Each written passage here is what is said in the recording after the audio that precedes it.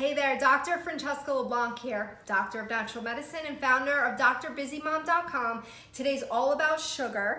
If you are a busy mom in my private moms only community, we just did a really fun Facebook Live on kid food, kid snacks that are free of refined sugar and are fortifying. So I thought it would be really great to do a video on typical kid foods and drinks that are not free of refined sugar, because I really believe seeing's believing, and sometimes awareness is everything. So let's get right to it. You know, kids nowadays still eat breakfast cereals in the morning, and 3/4 of a cup is the serving, and that's about 2.2 teaspoons of sugar in 3/4 of a cup. And you know as well as I do, kids probably eat more than one serving. So the next one is these squeeze pouches of yogurt.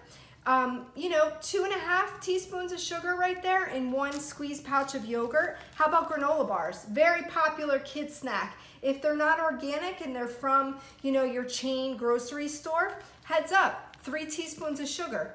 Look at that, just in one granola bar. Sports drinks, how popular are these, right?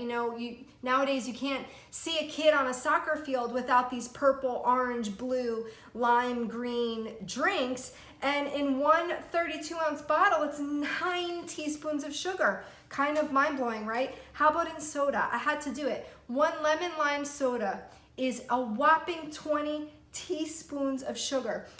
This isn't a judgment video. If, you see all the sugar today and you decide to keep doing what you're doing, I still support you. But I feel like sometimes we just need to kind of see, to connect the dots and go over the why. Because the reality is this, whether you're age 2 to 18 or you're an adult, your dietary level of sugar maxes out on a daily basis at 6 teaspoons. It's about 25 grams. So, if you're having a couple bowls of cereal, kids and adults alike, you're probably reaching your level of dietary sugar smack dab in the morning. So anything you consume after that is going to be floating around in the body. Same thing with a soda or a sports drink.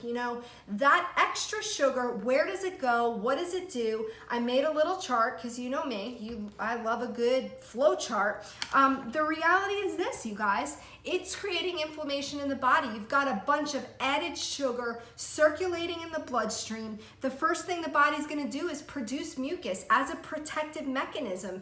70 or more % of your immune system's in your gut. So when you go over that level of dietary sugar, the gut is producing mucus, the body's producing mucus, and then what? You might be that person that's got the chronic sinusitis or the chronic bronchitis. If you know somebody with these issues, maybe ask them what they eat. How much sugar are you getting, right? Another common thing we see in practice, if not the most common, is issues stemming from a leaky gut where inflammation is the root cause. And there's a variety of things that can happen, you guys. When we talk about metabolic syndromes like high blood pressure and high cholesterol, these are due to the gut's inability to absorb vitamins and minerals because the gut's leaky. And that happens when there's too much inflammation. The cells start to separate. So what we're eating is passing through the gut, not being eliminated by the body,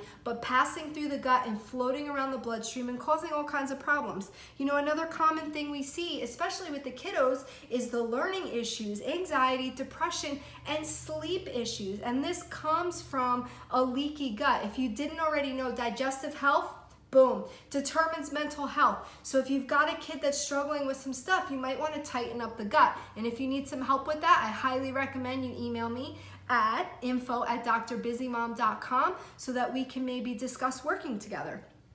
Finally, another very common issue in the practice is food sensitivities, seasonal allergies, me, I'm a big sufferer, and food allergies. And this really comes from that leaky gut and the inflammation that's causing it. So, this is just an aha for you guys. If you can possibly take a look at your sugar intake and take a look at maybe some of your health challenges and decide to make some changes, bravo. Now, don't panic, because there are a lot of really great plant-based sugar alternatives. And in fact, I use these every day.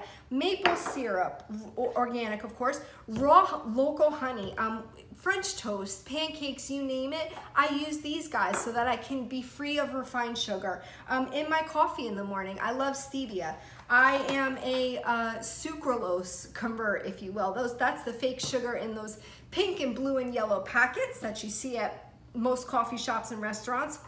I like the taste of stevia because it gives me that similar taste. And heads up, it's 10,000 times sweeter than sugar. So in this little dropper, I need 1 drop for a whole cup of coffee, so this bottle lasts forever. They also make these convenient packets so that you can travel, throw it in your bag. So if you're ever out to eat and you have a coffee, you have that. I love coconut sugar. I bake with it. It's been a huge conversion for me, especially in a lot of the traditional recipes that I love baking. Coconut sugar has been a lifesaver, and it is so delicious. It really lends a nice caramel flavor to a lot of cookies, so it's awesome in baked goods. And then of course we can't talk about natural sugar without talking about the real stuff. This is like turbinado sugar in my mind from the cane, you know. Before it's processed and bleached and gets refined into the white stuff, it starts out like this. So this is great. My husband sometimes uses this in his coffee, even though he uses honey most of the time. But this is also great in some baked goods, you know, like an apple crisp is something I make for company and on the holidays. And what happens is turbinado sugar kind of keeps its rough texture, so it gives a crunchy coating to things like that. So I love keeping a little bit of raw sugar on hand. So hey, I hope you guys found this video helpful, and if you did, I would be so honored if you like it and you share it. And if you know a mom that isn't part of our private community, send her on over to the Dr. Busy Mom private moms community. Thank you so much for watching, and you have an awesome day.